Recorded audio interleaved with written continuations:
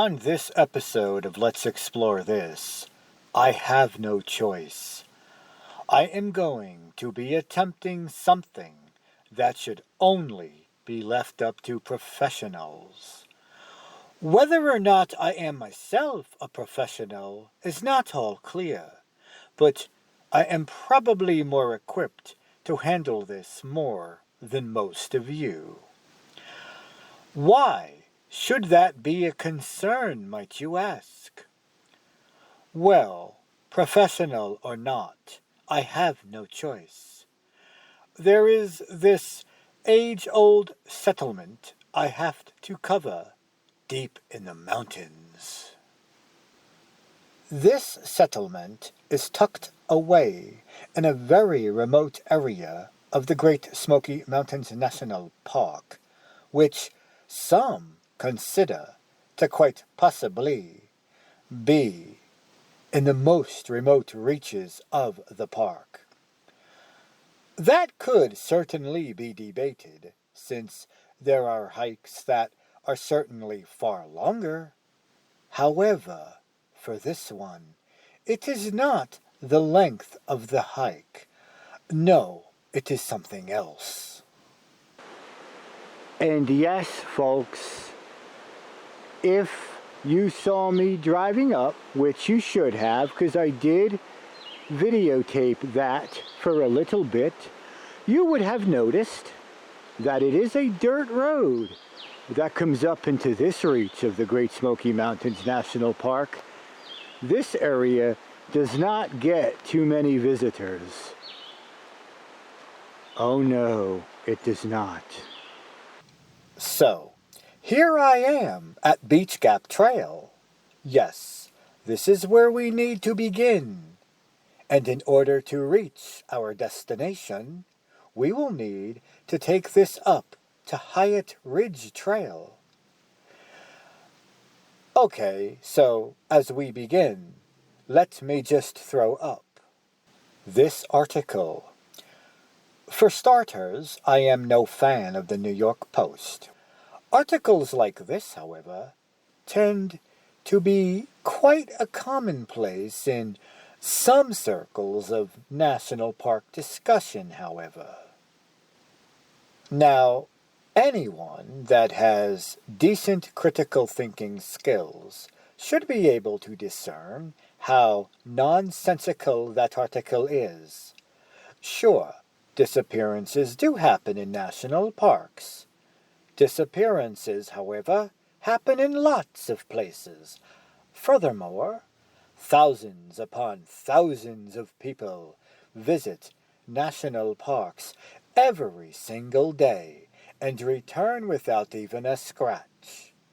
Articles such as the one you just saw are mostly peddled to instill some kind of foreboding mystery. And foreboding it could very well be for me today. Why? Well, once we hit a place called McGee Spring, I will let you in on why, or maybe even before. I sure hope this does not turn into some kind of, I don't know, real-life Blair Witch kind of mystery. Still, though, it has to be done. If a gazetteer lists a community, such as this here that I use, then I must go out of my way to find it. That is just the way it has to be. And for this one, well, it can only leave a nagging question. Why on earth would there be a community, or in this case more likely an age-old settlement, be located in the middle of nowhere? And folks, for this one, the middle of nowhere is an understatement. Here is a contour map. The area we need to hit is called Three Forks. There are, in fact, two nagging questions. The first is, How can anyone even get there? And the second, how could that have ever been a settlement? Well, if I survive what you should likely never attempt, then you will be let in on the mystery of what is Three Forks. If not, well, then I don't know what to say. This will be my last ever video. So all you can do is keep your fingers crossed, because frankly, there is no discernible trail, as this map clearly shows. The contour lines, they do look a bit spread out, so maybe that is a good sign. The terrain may well be doable. Folks, one thing that I will say while we're still traversing Beach Gap Trail here is if, I don't know, for some reason you are dumb enough to attempt this, there is another way to go to the McGee Springs area, but it's like a little bit longer. So I chose this trail. I'm not certain how the other trail is, but if you do take Beach Gap Trail, you want to be warned. It's 3 miles uphill. Now, yes, right now, you are seeing a clearly defined trail. There is no doubt about that. After McGee Springs, however, that is going to change. But first, we need to reach Hyatt Ridge Trail, and there we will find what is listed on maps as backcountry campsite number 44. And as you can see, the trail does end. But for me, that is not going to be the end. Then all I need to do is, well, follow the creek for a mile or two. Sounds simple, right? Oh, I hope so. Anyhow, we are getting closer, 'cause here we are at the intersection of Beach Gap Trail and Hyatt Ridge Trail.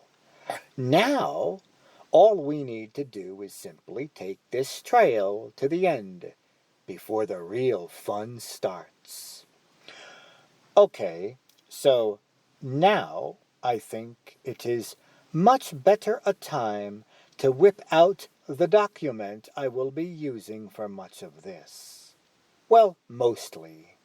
I also do have historic photos of the area, culled from a couple of different university collections. Here is an excerpt from that document, or article, I should say. By the time it gets there, it has descended through some of the most forbidding wilderness in the eastern United States.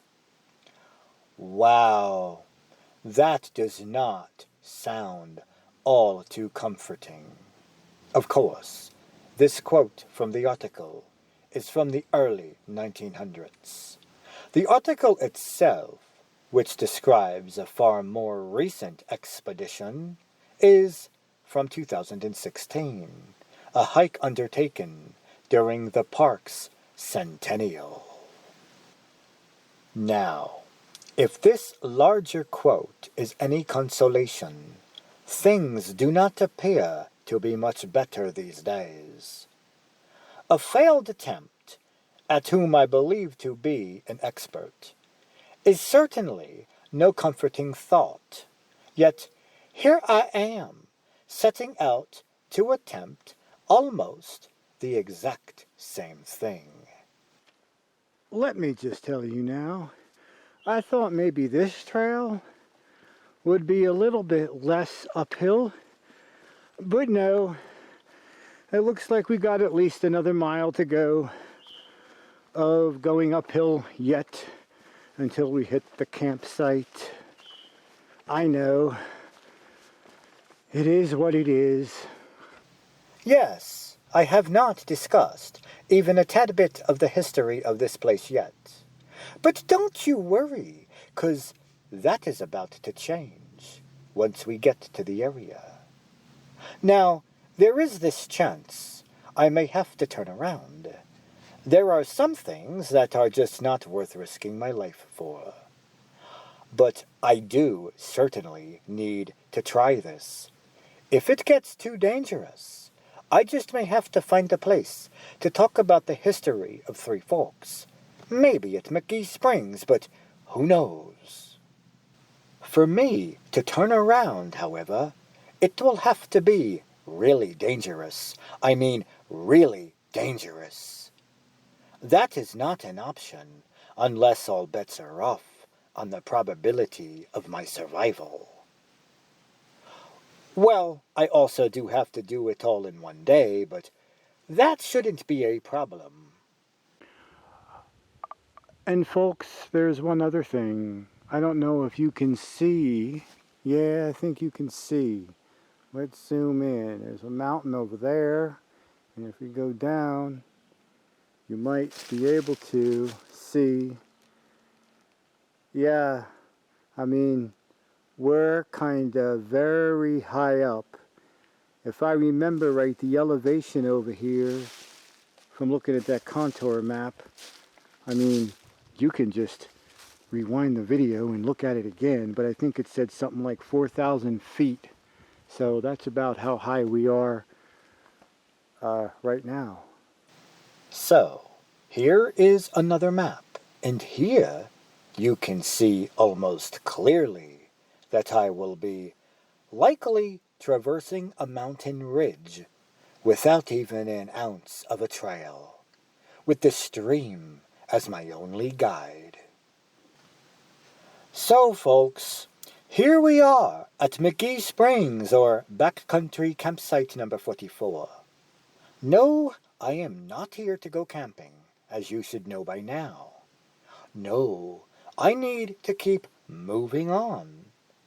From this point forward, I will need to remain quite close to the stream and walk it down to where it meets with another fork to form the Raven Fork. Yes, folks, that is why they call it Three Forks. It's like two forks merging to form a much larger fork. And guess what, folks? Somebody has been camping here, and not too long before I got here, because there are remnants of a fire still burning over here. And no, that's not my fire, because I don't have time to go camping. But I did see a couple of people on the way up to this area, so possibly that fire could have belonged to one or even maybe both of those parties. Now, if you want to know more about the Raven Fork, there is a community along its banks called Ravensford. It is today a part of Cherokee, associated heavily with the Native American population so prevalent in the area. I mean, there is a huge Native American school there. And through it runs its principal stream, the Raven Fork, the primary fork of what would downstream become the Oconaluftee River through Cherokee itself.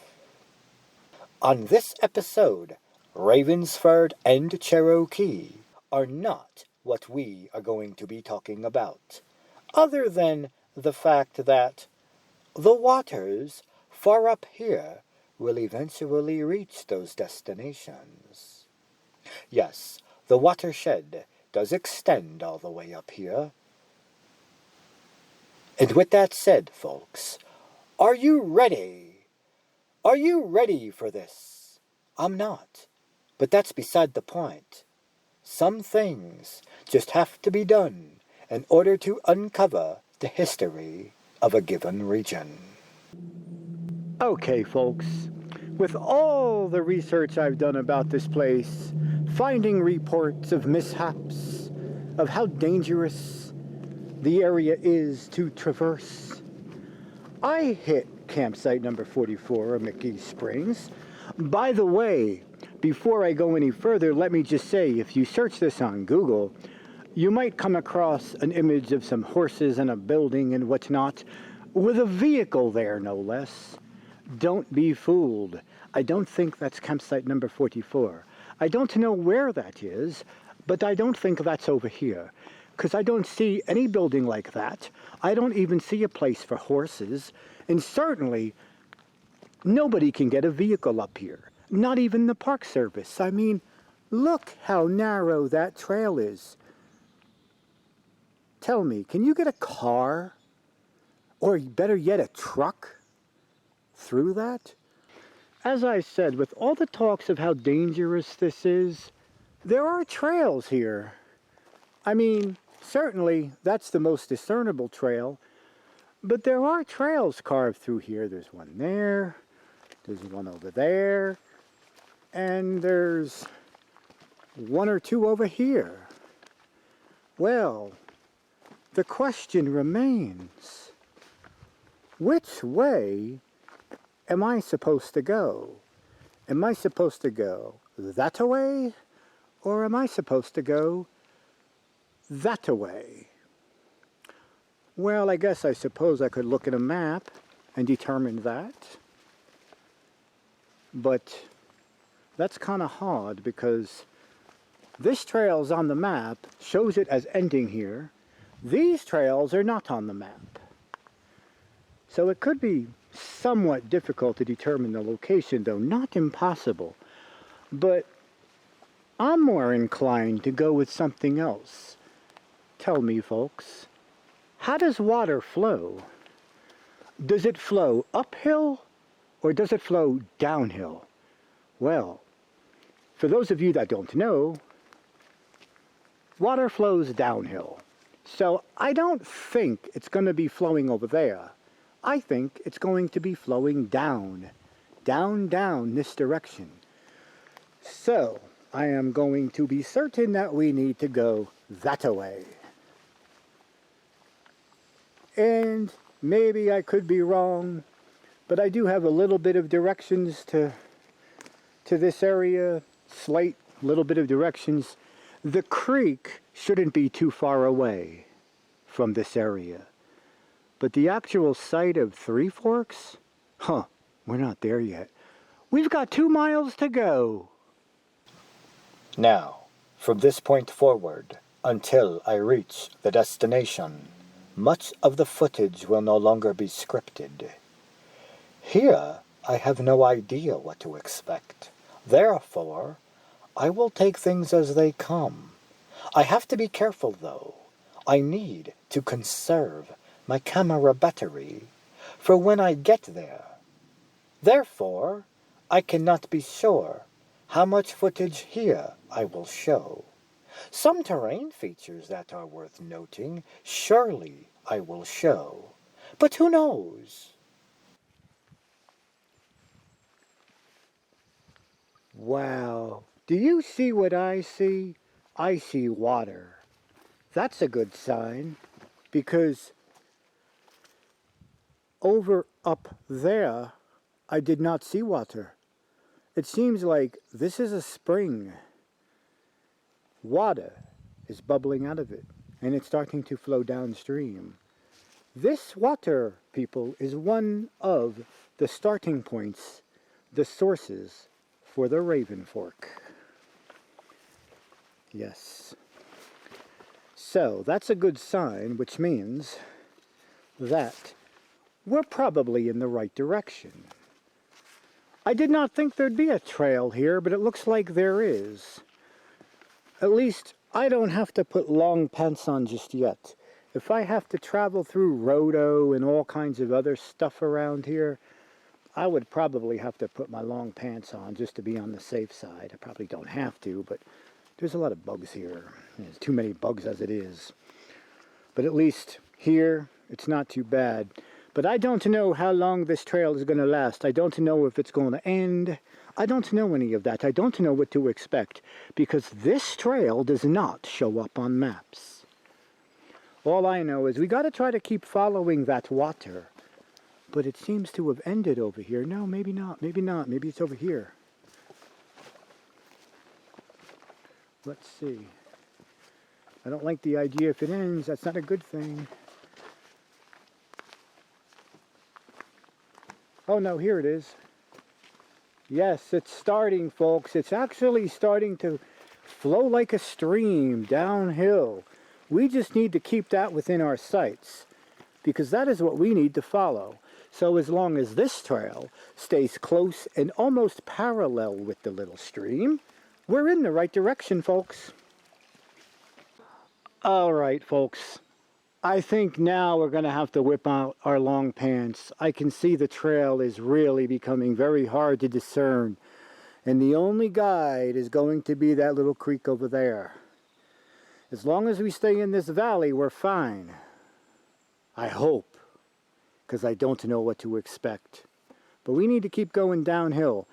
I don't think, however, the next 2 miles are going to be downhill. Because rivers and streams, they don't flow uphill, they flow downhill. However, coming back, that's probably going to be a different story. But at least, once I reach McGee Springs, everything back to the start is going to be downhill. And that's a relief. Yes, folks, there practically is no trail. Not only that, there's water flowing down now on both sides. Right over here, and there's a bigger stream over there. And I'm in the middle of them. And that's probably not going to be too cool to go over there, though I can get over there if I have to. There really is no trail here. We're kind of done with the trail.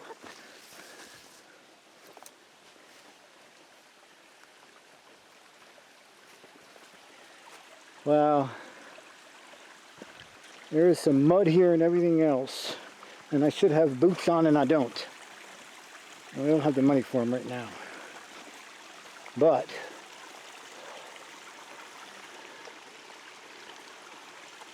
luckily this water is not deep. We can ford over rocks. Maybe which way should I go? That's the question. Probably very slippery. Man, this is over there. I think that's probably the best way. All right, that's where we're gonna go. That side's not gonna work. We're gonna have to do this.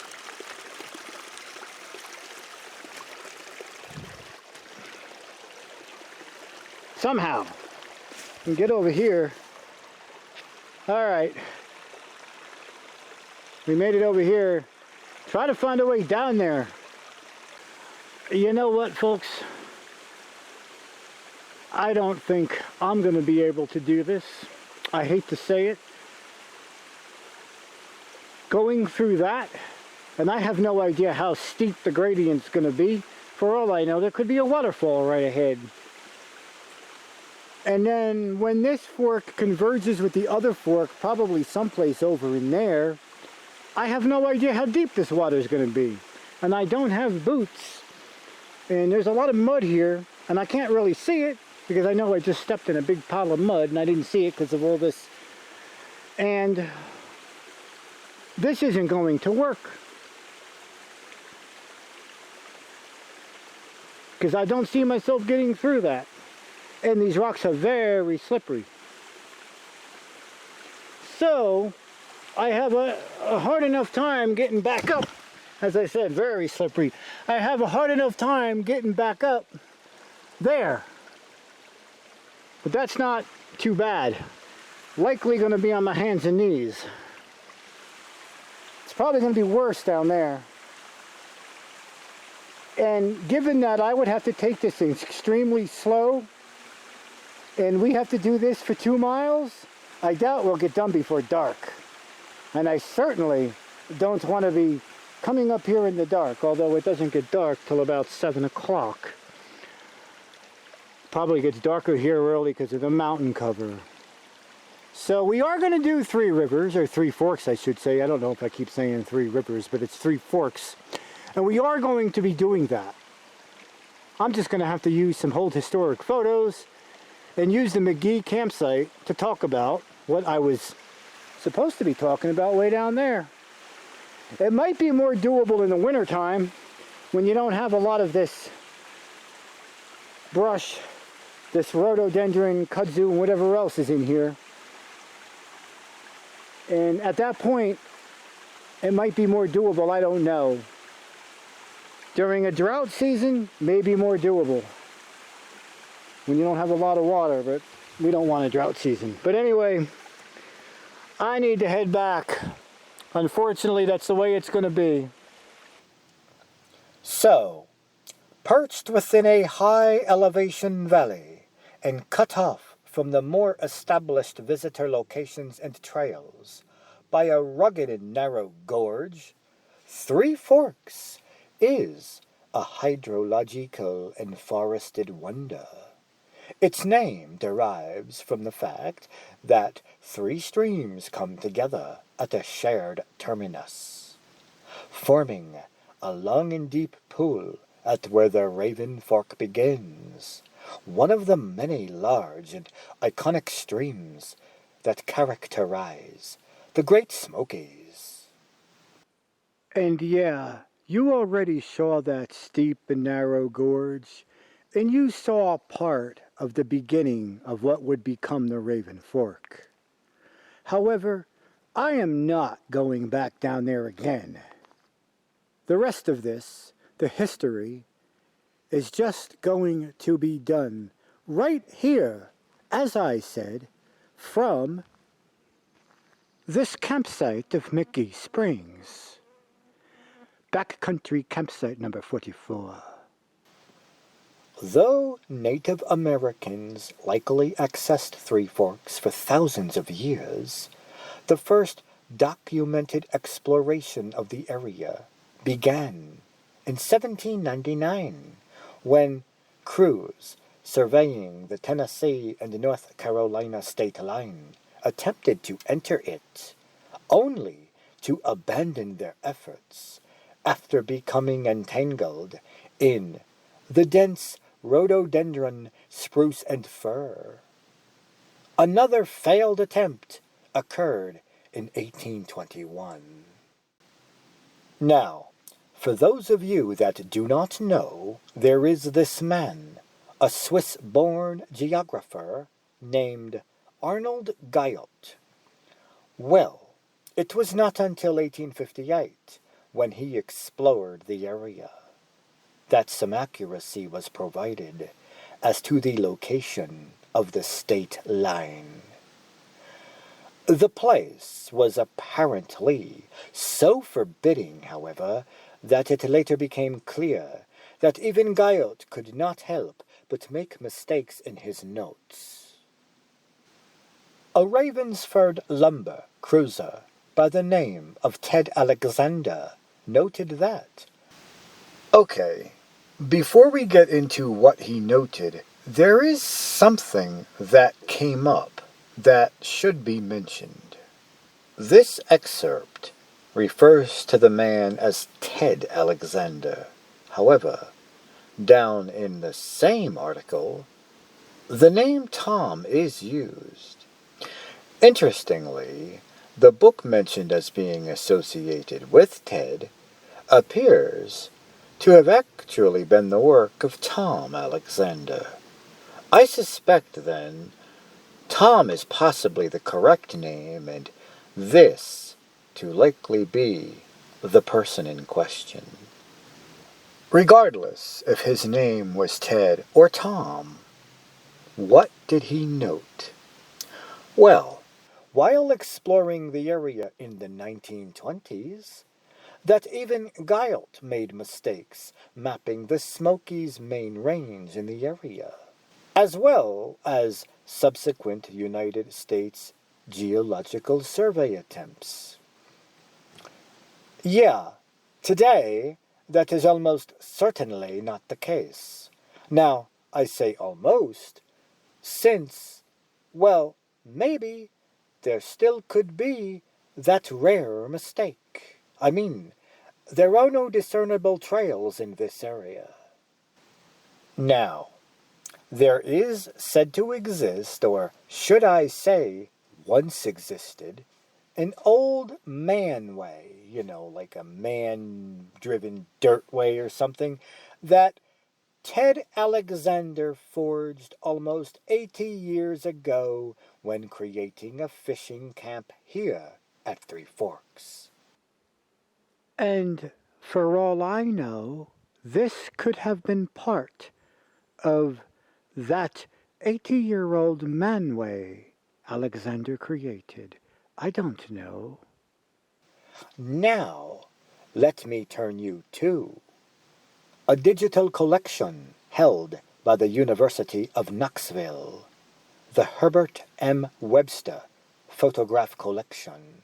Photos taken either prior to the creation of or in the very early days of the Great Smoky Mountains National Park.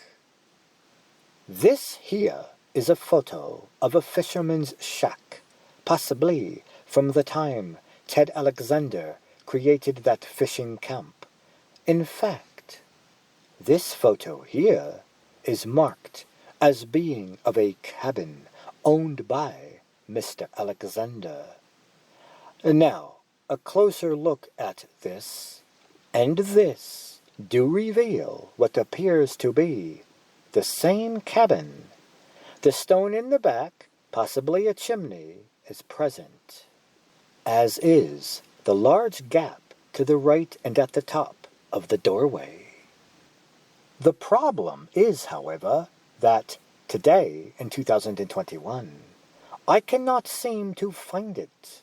Of course, that photo was taken either before or during the very early days of the park. Yeah, it is probably long gone. Furthermore, that old manway, supposedly forged almost 80 years ago, appears to be hardly existent. It appears nature has taken over whatever traces of man that may have once intruded on the area. Now, yes, I did say possibly this could have been part of that old manway. But yes, all the way down to Three Forks, as you saw earlier, there does not even appear to be a trace of a pathway or a manway or whatever it's called. The only traces of such a thing may very well be those pathways that lead here to this campsite.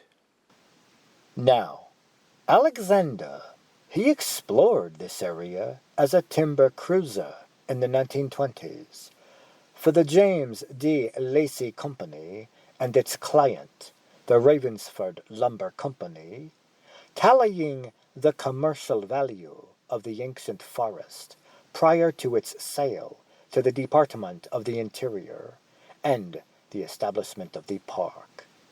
Ravensford owned 35,000 acres in the high elevation basin.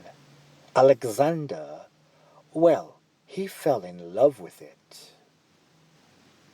And so, the story goes, when the Lacey Company went broke in 1929, owing him $600 in back salary, Alexander quickly seized upon the opportunity by negotiating the use of the camp at Three Forks and all of its gear as a settlement. So, folks, that likely helps to explain just how Three Forks came to appear, even today, on many maps, as a distinct community. Okay, folks, I came upon some kind of artifact. No, not this. That's just an old tree stump. No, I'm talking about over here. Somebody has got to tell me. Whose shoe is this? Boot. Tell me, did you lose your boot? Because there's a boot here. Somebody's boot. And I wonder who it belongs to. Alexander referred to Three Forks as one of the finest trout streams in the southern Appalachians. Even if only the most dedicated fishermen could actually get to it. He quickly established a tourist fishing camp here, hiring a cook and declaring this: "If fishermen had any trout fishing skill at all, we could practically guarantee them all the fish they wanted. So, folks, tell me, look deep into these waters and what do you see? Do you see any fish?" Well, you're not going to be peeking into any waters. I wish you could. But we haven't been able to reach that part of our destination. Apparently, almost 100 years later, there is a report of at least one person fishing these very waters and catching between 40 and 50 brook trout a day with little effort. And there was this old hunter's cabin here at the time of Alexander's explorations. He soon added a few canvas wall tents and a cook shed to accommodate his many visitors willing to make the rugged 9-mile walk in from Smokemont. This here is likely the backside of that very cabin you saw in a couple of previous photos. Likely a hunter's cabin that was put to use by Mr. Alexander himself. Now, let me turn your attention to this web page. This here is a special collection stored at the Lewis Round Wilson Special Collections Library. Now, why photos of an Asheville club are stored in the eastern reaches of the state is beyond me. Maybe because of it being a special collections edifice for the entire state. Regardless, I would have to travel over 300 miles to even see this collection. But folks, you're in luck. Here's why. So here is an excerpt from that web page. Notice the flat box 1 near the top of the page. There, folks, we have 100 digitized scans. Well, here is one of the photos titled Three Forks. Now, how that vehicle got there is beyond me. I suspect possibly this may not be Three Forks, but maybe rather McGee Springs, or maybe they were able to get cars up here at one time. I have no idea. Who knows? These photos do not come with details. Now, we are looking for a specific photo, but first, let's see what else we might find. This one is cool. They had horseback riding trips up here many, many years ago. I bet this is likely Three Forks, 'cause that cabin looks a bit like what you were looking at earlier. The building in this does not look at all the same. Moving on to the next photo, I am not sure who the woman in this photo is, but she apparently, many, many years ago, spent some time here in the Three Forks area. Here is another photo of some people camping. And here is another. Yes, there are a number of others, mostly of people fishing and swimming. But the one I am most looking for at this point is this one.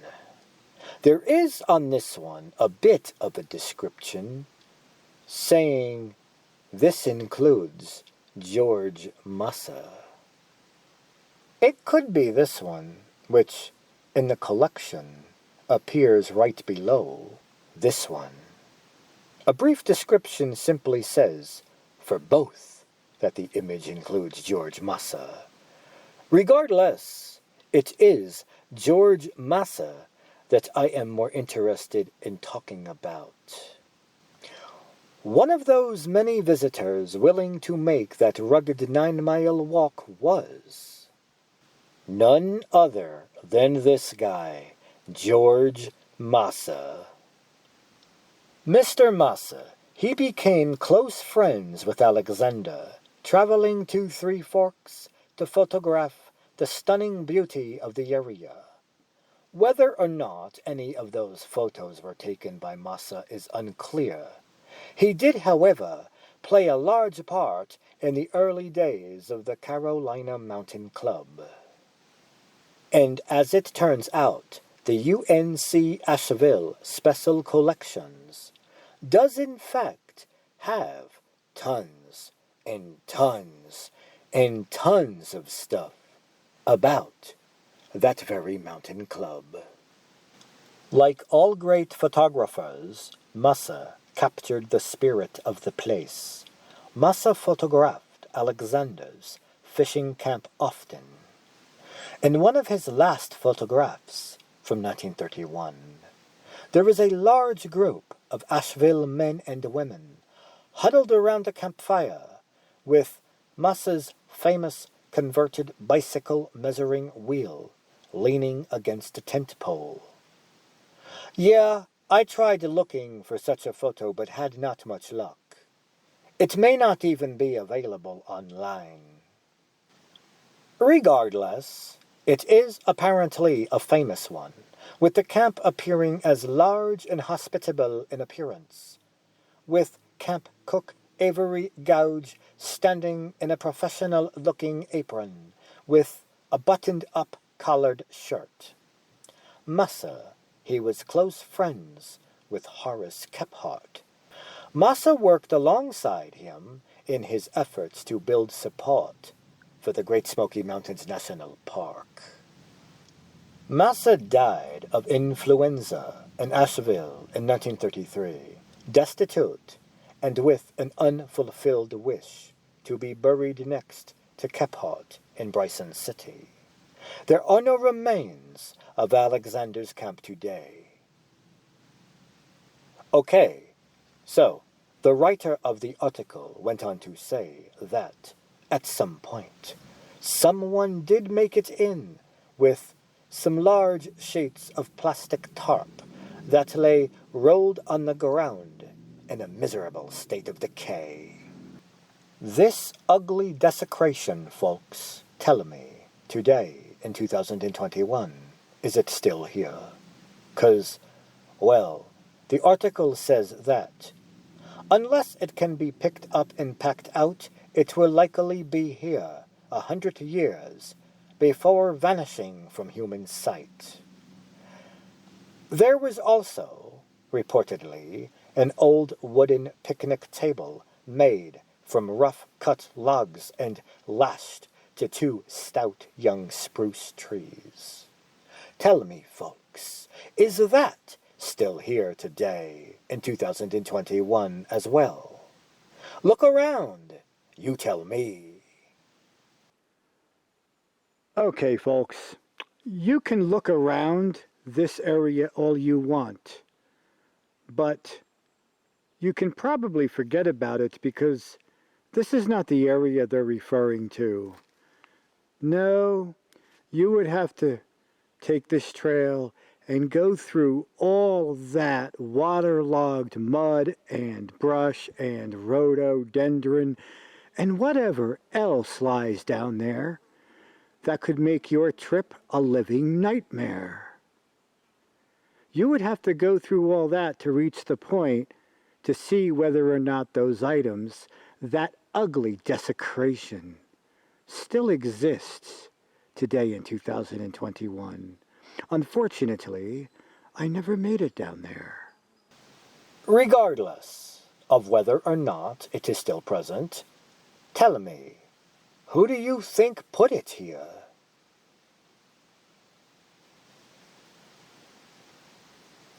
I have no idea, but apparently a one-time explorer of the area claimed to know. Well, you can pause this video and read this excerpt if you'd like. But did I just document a place that was the site of where this guy may have once called home? He apparently was once caught dumpster diving in Murphy. Yeah, he was in the area. Okay, folks. I think now it is time we head back. I mean, I need to get back before dark and hopefully in one piece. So, there was another explorer in the recent days named Lamar Marshall, who traveled to document ancient Cherokee trails and trade routes. He traveled to Three Forks with the Cherokees to see the magnificence and to experience the sacredness of the place. And as I continue on back to McGee Springs, let me just say that Lamar stated that, in this area, one of the strangest things that has ever happened to him occurred. Well, let me now turn your attention to that excerpt. Again, you can pause the video and read it if you'd like. It's a bit of a lengthy one. Hey folks, look what I found. Cute little red flowers. Huh. But you know what? Why are they only over here? I don't see them. They're over here. But I don't remember seeing red flowers down there. Huh. I wonder if it's an elevation thing.